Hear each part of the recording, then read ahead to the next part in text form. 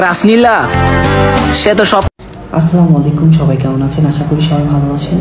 কালকে আমি একটু রমরাতে যাই, কিছু সাপড়ি পোলাপান পিছনে পিছনে আসে। তো হ্যালো, আসসালামু আলাইকুম গাইজ। শুনলাম আপনাদের প্রাণপ্রিয় টিকটকার ক্রাশ নীলাকে নাকি কিছু পোলাপান ধরে ভরে দিচ্ছে, মানে ধরে তার সাথে পিক তুলতে চাইছিল, ওই জায়গায় নাকি তাকে খেয়ে দিচ্ছে।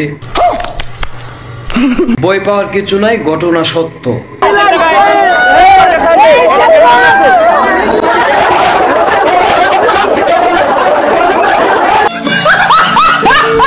তো ক্রাশ নীলা পার্কে ঘুরতে গেছিল, ওই পার্কে তাকে কিছু পোলাপান ছবি তোলার কথা বলে তাকে মানে ভরে দিচ্ছে।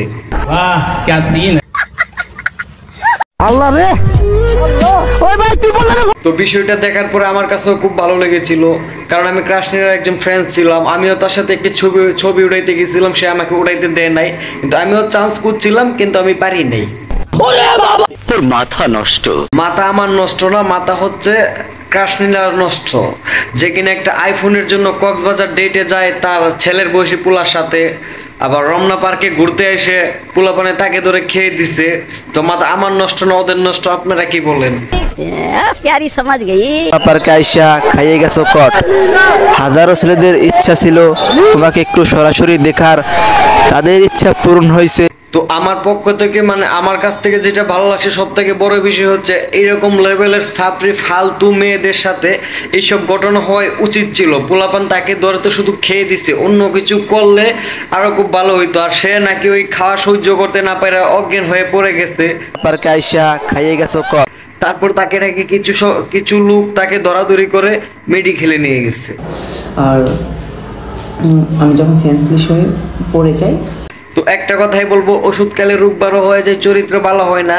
এইসব মেয়েরা আইফোন 16 প্রো ম্যাক্সের জন্য পোলাপানদের সাথে এবং হাঁটুর বয়সী ছেলেদের সাথে নষ্টামি করবে। এদের পিছনে যদি থাবড়ায় লালও কইরা ফেলেন, ওরা কিন্তু এত সহজে ভালো হবে না। नीला आईफोन লাগলে তো কথাই আছে, কুকুরের লেজ 12 মাস বাঁকা থাকে। কুকুরের লেজের ভিতরে যদি চুঙ্গা ভরে রাখেন 22 মাস ধরার, তাহলে কুকুরের লেজ সোজা হবে না। তো এইসব মেয়েদেরকে যদি খেতে ফেলায় পিছন মেরে দেন, তারা খুব সহজে ভালো হবে না। আমি ওভার ডাকতেও পারিনি, এরকম সিচুয়েশন। তোমার এই ফালতু কথা শোনার টাইম আমার নাই। তো এইসব নির্লজ্জ বেহায়া প্রতারক মায়াগোর সাথে এগুলো হওয়া খুবই স্বাভাবিক বিষয়। ওই জায়গায় যদি আমিও থাকতাম, আমি সেম কাজই করতাম।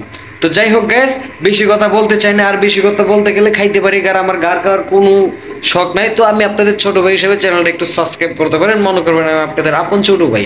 প্লিজ একটা সাবস্ক্রাইবই তো করবেন। ধন্যবাদ।